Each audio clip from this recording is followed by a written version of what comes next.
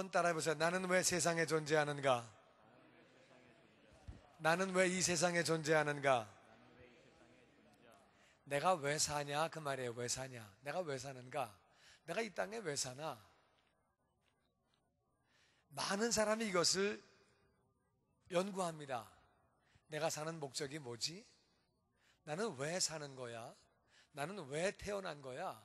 세상에 나는 존재하는 이유가 뭐야?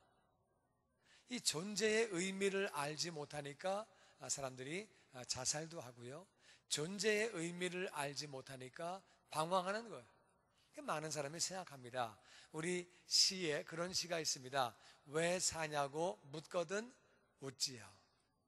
대답이 없다 그 말이에요. 자기도 모른다 그 말이에요.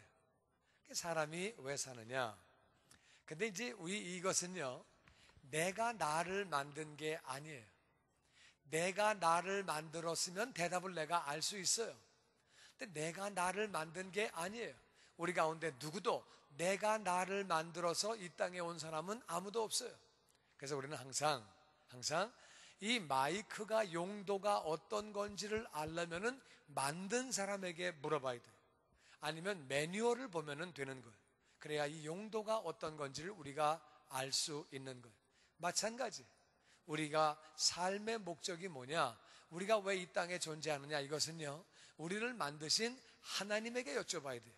하나님이 주신 매뉴얼을 봐야지 우리 삶의 목적이 무엇인지를 아는 거예요. 이사야 44장 2절은 이렇게 기록합니다. 다 같이 읽어보죠. 시작.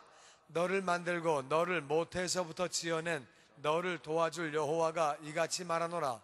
너를 만들고 너를 모태에서부터 지어낸, 물론 어머니 아버지가 만드셨지만 어머니 아버지가 나를 만드실 능력이 있는 게 아니죠. 능력이 있다고 그러면 혼자도 만들어야 되고 나이 많아가지고도 만드셔야 되는데 그런 게 아니죠.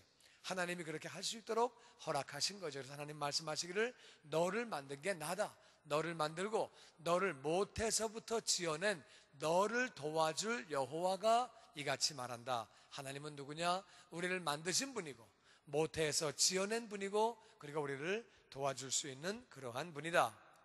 이사야 43장 7절에 이런 말씀이 있습니다. 우리를 왜 만드셨는가? 다 같이 읽어보죠. 시작. 내 이름으로 불려지는 모든 자 곧 내가 내 영광을 위하여 창조한 자를 오게 하라. 그를 내가 지었고 그를 내가 만들었느니라. 하나님이 우리를 지으셨다고 그랬는데, 만들었다고 그랬는데 그 지으신 목적이 뭐냐? 우리를 모태에서부터 만드신 목적이 뭐냐? 내 이름으로 불려진 모든 자 곧 내가, 다 같이 내 영광을 위하여. 하나님은 하나님의 영광을 위하여 우리를 만드셨다는 거예요. 우리가 이 땅에 사는 목적이 뭐예요? 하나님의 영광을 위하여. 이 잘 알아야 돼요. 하나님은 간단하게 말씀하십니다. 내가 내 영광을 위하여 그를 지었다. 내가 내 영광을 위하여 그를 내가 만들었다고 하나님은 그렇게 말씀하시는 거예요. 그러니까 내가 이 땅에 사는 목적, 이 땅에 사는 이유가 뭐냐? 하나님의 영광을 위해서 우리가 사는 거예요. 우리는 하나님의 영광을 위해서 이 땅에 존재하는 거예요. 그런데 어떻게 하면 그러면 하나님께 영광을 돌리느냐? 이게 중요한 거죠. 하나님의 영광을 위해 산다고, 하나님을 위해, 영광을 위해 창조했다고 말씀하시니까 뭐 그건 알겠는데, 그러면 우리가 어떻게 하면은 하나님께 영광을 돌리느냐? 어떻게 하면 하나님의 영광을 나타내는 삶을 살 수 있냐? 예수님은 우리에게 그 본을 보이고 가신 분이에요. 예수님이 이렇게 하면 아버지께 영광을 돌릴 수 있다, 이렇게 하면 하나님께 영광이 된다고 본을 보이신 분이에요. 예수님 그렇게 말씀하십니다. 요한복음 17장 4절에 다 같이 읽어보죠. 시작. 아버지께서 내게 하라고 주신 일을 내가 이루어 아버지를 이 세상에서 영화롭게 하였사오니 아멘. 하나님 아버지가 내게 하라고 주신 일을 내가 이루어서, 내게 하라고 하신 일을, 주신 일을 내가 이루어서 아버지를 이 세상에서 영화롭게 했다. 그러니까 아버지께 영광 돌리는 뭐예요? 영광 돌리는 일은 아버지가 하라고 하신 일을 내가 이 땅에서 하면 되는 거예요. 그러니까 아버지가 나에게 주신 목적, 나에게 주신 사명, 그것을 내가 이 땅에서 할 때 아버지께 영광을 돌리게 되는 거예요. 그래서 우리에게 하라고 주신 일을 이루어야 우리가 아버지께 영광을 돌릴 수 있는 거예요. 그러면 우리에게 하라고 주신 명령이 뭐냐? 우리에게 하라고 주신 일들은 어떤 거냐? 성경에서 크게 그것은 5가지로 나눌 수 있습니다. 첫 번째는 예배. 이사야 43장 21절 다 같이 읽어보죠. 시작. 이 백성은 내가 나를 위하여 지었나니 나의 찬송을 부르게 하려 함이니라. 아멘. 이 백성은 내가 나를 위해 지었는데 나의 찬송을 부르게, 나를 예배하게 하려고 그렇게 나를 지었다는 거예요. 그러니까 우리를 지으신 목적이 하나님을 예배하려고, 바로 우리가 예배를 드리는 것은 하나님께 영광을 돌리는 일인 줄로 믿습니다. 우리가 예배를 전심으로 드리는 것이 하나님께 영광인데, 근데 구체적으로 예배라고 하는 말이 무슨 말이냐? 구체적으로 예배는 어떻게 드리는 거냐? 예배의 정의가 뭐냐? 어떻게 하는 것이 예배냐? 성경에 보니까 우리를 드리는 것이 영적 예배라고 하는데, 이 예배는 구체적으로 무엇이냐? 이것은 내일부터 새벽 기도에서 엿새 동안 공부하고 다음 주일에 예배가 어떤 건지를 제가 결론을 말씀드립니다. 하나님이 기뻐하시는 예배는 과연 어떠한 것인가? 하나님이 받으실 만한 예배는 어떠한 것인가? 우리가 사명으로 하나님이 우리를 예배하라고 우리를 지으셨다고 했는데, 그것은 과연 무슨 말인가? 우리가 어떻게 해야 되나? 이것만 해도 얘기가 오래 걸리기 때문에 하여튼 우리가 하나님이 지으신 첫 번째 목적은 예배예요. 이 예배가 얼마나 중요한 건지 몰라요. 그래서 우리는 예배를 위해서 첫 번째는 우리가 부르심을 받은 것. 두 번째, 우리는 다른 믿는 사람들을 사랑함으로써 영광을 돌릴 수 있습니다. 로마서 15장 7절에 이런 말씀이 있습니다. 다 같이 읽어보죠. 시작. 그러므로 그리스도께서 우리를 받아 하나님께 영광을 돌리신 것과 같이 너희도 서로 받아라. 아멘. 예수님이 우리를 받으셨어요. 그래서 그것이 하나님께 영광이 된다는 거예요. 우리 같은 죄인들을 받아주셨어요. 그래서 그것이 하나님께 영광이 되는 거예요. 우리가 하나님을 그래서 찬양하고 하나님을 경배하고 우리 같은 죄인을 받으신 것이 바로 하나님께 영광이 되는 거예요. 그래서 너희들도 서로 받으라는 거예요. 우리 믿음의 형제들끼리 서로 받아야 되는 거예요. 서로 받아야 되는 거예요. 김집사도 받고 박집사도 받고 최권사도 받고 이성도도 받고 우리는 서로 받아야 되는 거예요. 신목사도 받고 할렐루야, 다 받아야 되는 거예요. 우리가 죄인이기 때문에 다 부족해요. 부족하지만 서로 그렇게 우리가 받는 거예요. 여러분, 하나님의 자녀가 서로 받아들이고 서로 사랑해야 영광이 되는 줄로 믿습니다. 예수님 말씀하시기를 믿는 너희는 서로 사랑하라. 내가 너희를 사랑한 것처럼 서로 사랑하라. 이것이 너에게 주는 새로운 계명이라고 말씀하셨어요. 내가 너희에게 새 계명을 주노니 너희는 서로 사랑하라. 그것이 바로 우리에게 주신 유일한 계명이에요. 그래서 우리는 서로 사랑할 때 아버지께 영광이 되는 줄로 믿습니다. 교회가 싸우면은요 절대 영광되지 않아요. 하긴 교회가 정말 싸우게 되면 신문에 막 나는데 그래가지고 참 덕이 안 되죠. 그거 정말 안 되는 거거든요. 그 영광이 안 되는 거예요. 우리가 서로 정말 사랑할 때, 서로 섬기고 받아들일 때 우리가 바로 하나님께 영광을 돌릴 수 있는 줄로 믿습니다. 우리 좌우에 있는 분에게 주 안에서 사랑합니다. 할렐루야. 우리가 서로 받아들이고 사랑할 때에 아버지께 영광이 되는 줄로 믿습니다. 그게 바로 우리를 지으신 목적이에요. 첫 번째 목적은 예배. 두 번째는 서로 받아들이는데 이것을 갖다가 교제라고 그래요. 교제. 이것을 헬라 말로 코이노니아. 이것을 교제라고 그래요. 펠로우십. 서로 교제하는 거예요. 교제. 서로 사귀는 거예요. 우리 성도들끼리 서로 사귀는 거예요. 내 마음에 조금 안 들어도 사귀는 거예요. 나하고 달라도 사귀는 거예요. 그렇게 사귀는 거예요. 세 번째, 우리는 어떻게 해서 하나님께 영광을 돌리느냐? 고린도후서 3장 18절 말씀 다 같이 읽어보죠. 시작. 우리가 다 수건을 벗은 얼굴로 거울을 보는 것 같이 주의 영광을 보매 그와 같은 형상으로 변화하여 영광에서 영광에 이르나니 곧 주의 영으로 말미암음이니라. 아멘. 우리가 어떻게 세 번째는 하나님께 영광을 돌리느냐? 어떻게 사명을 감당하느냐? 우리가 예수님을 점점점 닮아감으로, 그래서 영광을 돌리게 되는 거예요. 우리가 수건을 벗은 얼굴로, 여러분 중동 사람들은 얼굴에 수건을 가리고 다닙니다. 여자들이 가리고 다니는데 남자들도 무언가를 막 써요. 그래서 그걸 왜 쓰느냐? 물론 이제 뭐 얼굴을 보이지 않는 뭐 그런 것도 있겠지만은 중동은 먼지가 많아요. 먼지가 많아가지고 모래가 전부 날라 들어와서 몸으로 다 들어가고 뭐 아주 미세한 먼지들이 다 들어가서 눈도 망가지고 귀도 망가지고 기관지도 망가지고 다 망가지는 거예요. 그래가지고 그들이 다 가립니다. 가리고 그리고 덥기 때문에 탈수를 막아야 돼요.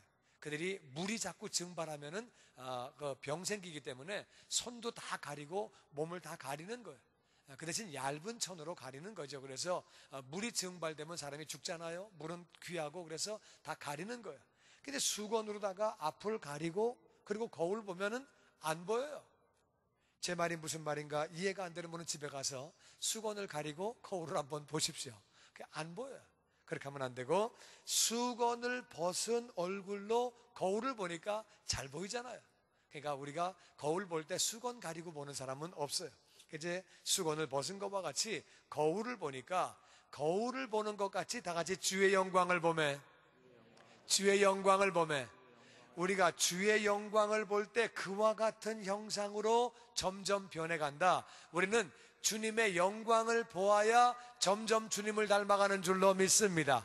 예배에서 찬양을 드리며 말씀을 묵상하다가 우리가 헌신하며 봉사하다가 주의 영광을 점점 보면 볼수록 우리는 주님을 닮아가는 줄로 믿습니다.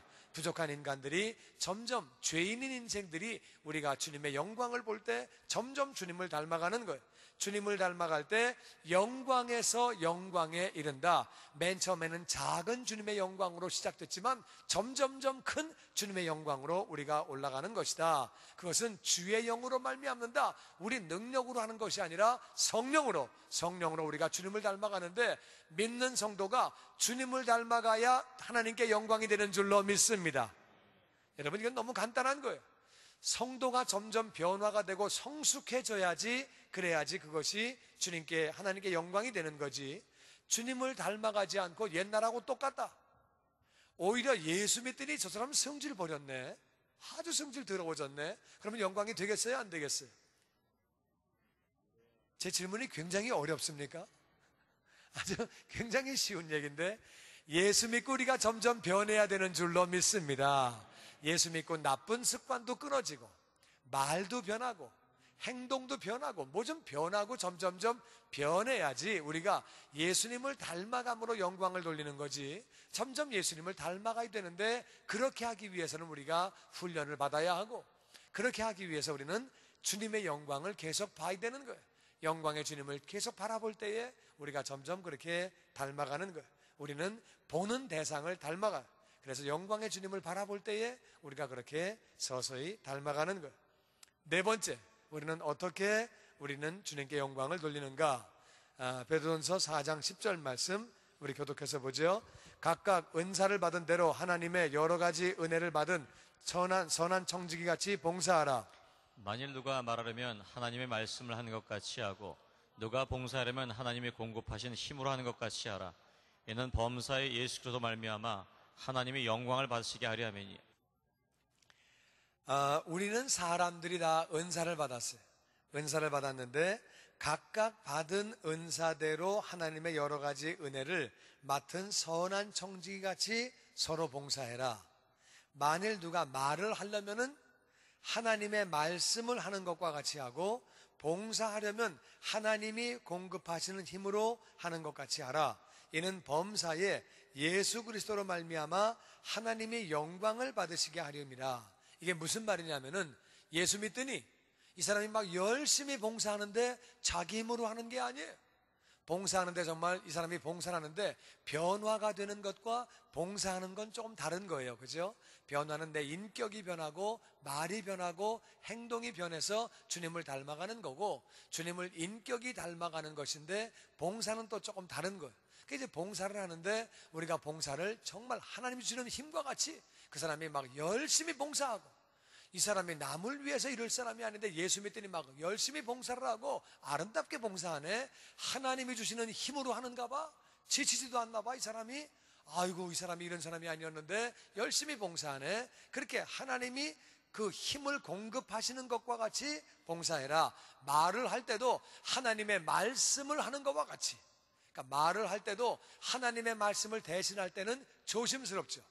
하나님 말씀을 대신하는 사람이 그냥 함부로 말하고 되는 대로 말하고 그렇게 하지 않지요. 하나님의 말씀을 대언하는 사람은 조심스럽게 하고 두렵고 떨리는 마음으로 그렇게 말을 신중하게 하는 거죠. 그러니까 그렇게 말을 하고 봉사하는 것을 볼 때 예수 믿더니 완전히 변했네, 저렇게 봉사를 하네, 변화가 된 것도 영광을 돌리는데, 우리가 변화가 된 그 상황에서 우리가 열심히 하나님의 주시는 능력을 가지고 이 사람은 봉사한단 말이에요. 그리고 하나님의 말씀을 그 하는 자와 같이 그렇게 말을 한다고 우리가 그렇게 열매를 맺게 될 때, 봉사할 때 그것이 하나님이 영광을 받으신다. 예수 믿고 이렇게 변했네, 이 사람이 이렇게 봉사를 하네. 은사를 가지고 우리가 열심히 다른 사람을 섬길 때, 은사를 가지고 내가 변화가 되어도 하나님께 영광을 돌리지만, 내가 그 은사를 가지고 그렇게 남들을 섬길 때에 하나님이 영광을 받으시는 줄로 믿습니다. 내가 열심히 봉사하면 구제도 하고 또 내가 여러 가지 이렇게 봉사하고 열심히 그렇게 섬길 때에 하나님이 영광을 받으시는 거예요. 그래서 정말 예수님 믿고 나서 예수님이 초자연적으로 봉사하고 그리고 말이 바뀌고, 이것이 다 하나님께 영광이 되는 줄로 믿습니다. 그 다음에 5번째, 우리 마지막으로 고린도후서 4장 15절 다 같이 읽어보죠. 시작. 이는 모든 것이 너희를 위함이니 많은 사람의 감사로 말미암아 은혜가 더하여 넘쳐서 하나님께 영광을 돌리려 함이니라. 아멘. 이 사도 바울이 이렇게 그 앞에 보면 그렇게 썼어요. 우리가 전도하고 선교하고 왜 고생하느냐, 왜 수고하느냐, 우리가 그렇게 전도하며 선교하고 수고하는 이유는 그것은 모든 것이 너희를 위하는 것이다. 우리가 너희를 위해서 이걸 하는 것이다. 그래서 너희를 위하여 우리가 전도하고 선교하고 수고를 해서 너희들의 많은 사람이 감사하게 되죠. 우리가 구원받고 나면 너무 감사하잖아요. 우리가 구원받고 나니까 언더우드 아펜셀러 선교사님이 얼마나 감사해요. 그분들이 한국에 안 오셨다면 우리 어떻게 됐겠어요? 그러니까 정말 그분들이 너무 감사하고, 그래서 또 하나님이 감사하잖아요. 물론 하나님이 제일 감사하죠. 그래서 우리가 구원받고 나서 하나님을 감사함으로 말미암아 우리에게 은혜가 넘치고, 전하는 우리도 은혜가 넘쳐서 하나님께 영광을 돌린다. 그러니까 전도하고 선교하면은요, 이 전도와 선교를 받은 사람이 은혜를 받고 감사해서 하나님께 영광을 돌리게 되고, 전하는 자도 열매가 있기 때문에 하나님께 영광을 돌리게 되고, 그래서 하나님께 영광을 돌리는 것은 전도와 선교하는 거예요. 우리가 다른 사람에게 예수님에 대하여 하나님에 대하여 말함으로, 전도함으로 우리는 그렇게 하나님께 영광을 돌릴 수 있는 거예요. 여러분, 하나님께서 뜻하신 목적이 이루어져야 성공적인 삶이에요. 이게 굉장히 중요합니다. 세상에서는 뭐가 성공한 거예요? 세상에서는 남들이 볼 때 자본주의에서는 돈을 많이 벌고, 그리고 큰 빌딩을 가지고 있고, 이것이 성공이에요. 자식을 잘 가르쳐가지고 자식을 아주 굉장히 높은 사람을 만들고 존귀한 사람을 만들고, 이게 성공이에요. 내가 권력을 잡고 내가 높은 자리에 올라가고 영향력을 미치는 자리에 올라가고, 이것이 성공이에요. 세상 기준으로 볼 때 아이디어를 내서 반짝이는 아이디어를 가지고 어떻게 큰 명예를 얻거나 아니면 돈을 벌었을 때 그것을 세상에서는 성공이라고 그래요. 그 사람들이 바라보는 성공이 아니고 하나님이 말씀하시는 성공이 성공인 줄로 믿습니다. 하나님이 이 땅에 우리를 보내신 목적이 이루어져야 성공인 줄로 믿습니다. 어떤 사람이 볼 때는 성공을 했는데 하나님이 보내신 목적이 한 개도 이루어지지 않으면 그건 완전히 실패한 삶이에요. 그러니까 세상에서 볼 때 성공과 하나님 보실 때 성공이 다른 거예요. 하나님이 뜻하신 목적이 이루어져야 그것이 바로 성공인 줄로 믿습니다. 하나님의 뜻이 이루어져야 그것이 하나님 보시기에 성공이에요. 인생에 이 목적을 찾지 못하면, 인생의 목적이 무엇인지를 찾지 못하면 사람은 방황하는 거예요. 세상에서 볼 때 성공했다고 말해도 그 사람은 마음 가운데 여전히 방황하고 있습니다. 그리고 삶이 무의미한 거예요. 삶이 정말 무의미한 거예요. 제가 굉장히 돈 많은 재벌을 한번 만난 적이 있어요. 그 사람은 아버지가 부자라서 자기가 부자가 됐어요. 그분에게 열심히 예수님을 전했어요. 예수님 믿으라고 열심히 전도했어요. 예수님 믿고 나니까 내가 얼마나 좋은지 그러고 막 열심히 전했어요. 그랬더니 그분이 다 듣고 하는 소리가, 예수를 믿으면 얼마나 좋겠어요. 저는요, 당신과 같이 신념을 가지고 사는 사람이 너무 부럽습니다. 나는 인생을 사는데 내가 의미가 뭔지를 모른다는 거예요. 의미가 뭔지 모르는데 그렇게 신념 가지고 어떤 목표를 가지고 사는 사람이 얼마나 부러운지 모르겠다는 거예요. 사람은 우리가 생각할 때 성공적인 삶을 산다고 해서 그분들이 다 의미 있는 삶을 사는 건 아니에요. 목적이 없으면 의미가 없습니다. 그리고 의미가 없으면 인생이 허무해지는 거예요. 목적을 찾지 못하면 우리가 허무한 거예요. 그리고 인생을 낭비하게 되는 거예요. 사람은 자기가 생각한 목적이 목적인 줄 알고 그 목적을 따라가다 보니까 그게 아니에요. 살다 보니까 그게 아니기 때문에 방황해서 바꿔보고 무의미하고 그리고 허무하고 인생을 낭비하게 되는 거예요.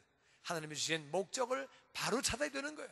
하나님의 목적을 찾게 되면 그 사람은 의미 있는 삶을 사는 줄로 믿습니다. 그리고 보람 있는 삶을 사는 줄로 믿습니다. 그리고 동기부여가 되는 거예요. 하나님의 목적은 확실하니까 동기부여가 되는 거예요. 그리고 힘이 생기는 거예요. 동기가 부여가 되니까 힘이 생기는 것이고, 초점이 맞춰지니까 엄청난 능력이 나옵니다. 이 햇볕이 렌즈를 통해서 초점을 맞추면은요, 종이를 태웁니다. 더 많은 빛을 모아서 한 군데 모은 레이저는요, 쇳덩어리도 잘라버립니다.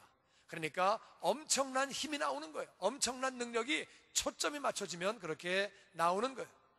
그리고 목적이 있는 사람은요, 단순해요. 목적이 있기 때문에 단순한 거예요. 목적이 없는 사람은 복잡해요. 뭘 해야 될지 모르니까. 목적이 있는 사람은 삶이 단순한 거예요. 하나님의 목적을 아는 사람은 그렇게 단순한 삶을 살 수 있고요, 목적이 있는 사람은 그 마음에 평안이 있는 줄로 믿습니다. 목적이 있으니까 내 마음이 평안한 거예요. 내 마음이 산만하지 않고 혼란하지 않은 거예요. 더 중요한 건 목적이 있는 사람, 하나님이 이 땅에 나를 보내신 그 목적을 아는 사람은, 그 사람은 영생을 준비할 수 있는 거예요. 그래서 우리는 목적을 확실히 아는 사람은 천국을 가는 것이고, 목적을 확실히 아는 사람은 천국 올라갈 때에 상급을 받는 거예요. 로마서 14장 10절은 이렇게 기록합니다. 우리 한번 다 같이 읽어보죠. 시작. 내가 어찌하여 내 형제를 비판하느냐, 어찌하여 내 형제를 업신여기느냐. 우리가 다 하나님의 심판대 앞에 서리다. 다 같이, 우리가 다 하나님의 심판대 앞에 서리라. 우리는 다 하나님의 심판대 앞에 예외 없이, 여러분도 저도 다 서게 되는 거예요. 언젠가 우리는 하나님의 심판대 앞에 다 그렇게 서게 되는 거예요. 전도서 12장 14절은 이렇게 말합니다. 다 같이 시작. 하나님은 모든 행위와 모든 은밀한 일을 선악간에 심판하시리라. 아멘. 하나님은 우리가 했던 모든 행위, 모든 은밀하게 한 일, 좋은 일, 나쁜 일 전부 다 선악간에 옳고 틀린 것들을 다 심판하신다고 성경은 기록합니다. 우리는요, 영원히 사는 것. 뱃속에 아기가 엄마 뱃속에 10달을 들어가 있습니다. 그 뱃속에서 10달이 전부 다가 아니에요. 그 아이는 10달 뱃속에 있다가 세상 밖으로 나와서 전혀 다른 삶을 사는 거예요. 엄마 뱃속에 있을 때하고는 전혀 다른 그러한 삶을 살게 되는 거예요. 마찬가지예요. 우리는 일시적으로 이 세상을 삽니다. 이 세상을 살다가 우리는 하늘나라에서 아니면 지옥에서 우리는 영원히 사는 거예요. 영원히. 그래서 성경은 우리가 나그네다, 우리가 순례자다, 우리가 여행자다, 우리가 객이다, 이렇게 우리들을 표현합니다. 우리는 잠깐 세상을 사는 거예요. 우리가 오래 살아야 100년인데 그 100년이 긴 것 같이 보이지만 하늘나라에서는 100만 년도 아니고 1000만 년도 아니고 1억 년도 아니고 영원히 살게 되는 거예요. 그 영원히 사는 것과 비교해 볼 때 인생은 정말 짧은 거예요. 짧은 인생을 사는데, 그런데 이 세상의 삶이 우리가 영원한 삶에 영향을 미친다는 거예요. 이 세상의 삶 때문에 천국 가기도 하고 지옥 가기도 하고, 이 세상의 삶 때문에 상급을 받기도 하고 상급을 받지도 못하기도 하고, 그렇게 산다는 거예요. 그래서 우리가 삶의 목적을 분명히 알게 되면 우리가 해야 할 것이 있고 해서는 안 될 것이 있고 더 많이 해야 할 것이 있고 줄여야 할 것이 있고 우리의 삶이 그렇게 바뀌게 되는 거예요. 그래서 하나님께서 우리에게 주신 목적을 우리가 정확하게 알고 그것을 행하기 위해서 여러분과 제가 앞으로 5주간 우리 같이 여행을 그렇게 떠나기 원합니다. 첫 번째는 목적이 이끄는 40일을 여러분들이 꼭 매일매일 읽으셔야 합니다. 목적이 이끄는 40일을 하루씩 그렇게 읽으시고요. 새벽 예배 6시에 나올 수 있는 분들은 꼭 나오시면 우리가 그 말씀을 가지고 같이 은혜를 나눕니다. 지난주는 일주일 동안 서론이고 이번 주부터가 이제 내일부터가 본론입니다. 그리고 서론 부분에 참여하지 못한 분들은 CD를 통해서 나가실 때 CD가 있을 거예요. 그래서 CD 2개를 구하시면 1불씩 그래서 구하시면 여러분들이 다 알게 돼 있어요. 그래서 뭐 안 들으셔도 괜찮고요. 그렇게 들으시면 더 좋고 그래서 참여하기 원하고 주일 예배를 참여하면 되는 거예요. 주일 예배 참여하시고 그리고 주일에 모여서 우리가 소그룹 토론이 있어요. 그래서 거기 할 수 있는 분들은 꼭 참여하셔서 우리 목장들도 다 모이고 그렇게 해서 참여를 하시기 바랍니다. 예수님 이 땅에 오실 때에 목적을 가지고 오셨어요. 예수님 마지막에 뭐라고 그러세요? 다 이루었다. 다 이루었다. 내가 목적을 가지고 왔는데 그것을 다 이루었다고 예수님은 고백하십니다. 예수님 다 이루신 게 뭐냐? 하나님께서 우리에게 주시는 목적을 이루게 하시는 게 그분의 목적이었어요. 하나님이 우리 개인들에게 목적을 주셨는데 그 목적을 이루게 하시도록 예수님은 예수님의 역할을 전부 감당하신 거예요. 우리가 이 사실을 잘 알아야 합니다. 그래서 예수님 우리에게 주신 그 목적을 이루게 하시려고 이 땅에 오셔서 제자들을 가르치시고 말씀을 전파하시고 병을 고치시고 그렇게 열심히 섬기시며 일하시다가 십자가에서 우리의 죄를 여러분과 저의 죄를 짊어지고 십자가에서 그렇게 고난당하시고 예수님 죽으셨어요. 우리 잠깐 예수님의 죽으심을 우리 기억하면서 우리 예수님의 살과 피를 먹고 마시기 원합니다.